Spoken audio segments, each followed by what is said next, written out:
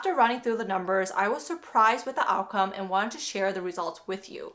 In this video, we are going to go over whether you are better off making an extra payment towards your mortgage or contributing to your retirement fund.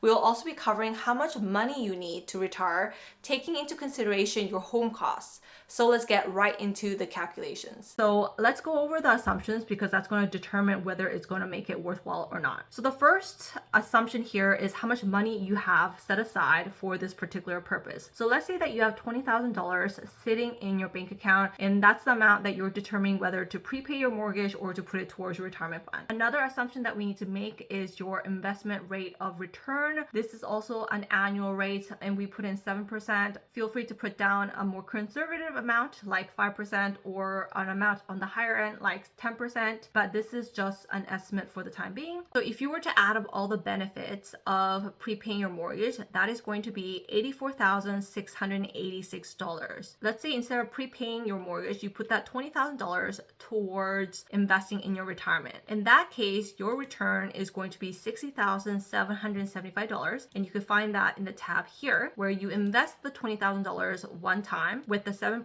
return over 20 years, compounded on a monthly basis. Then in that case, your total interest is $60,774. And if you were to add the principal, the future value is expected to be $80,774. But in order to not double count the $20,000 lump sum payment, we're just going to be including the interest component only. So that is $60,775. Let's say that the market is doing really great and it's 10% a year. You can see it's actually better to be investing that money towards retirement, and it's actually a loss if you were to prepay your mortgage instead. Something that I want to emphasize here is to play around with the numbers and to see how different assumptions affect your calculations so that you are prepared for both the worst case and the best case scenario, and that you don't simply go off of these calculations based on a set assumption, because that assumption can be subject to change.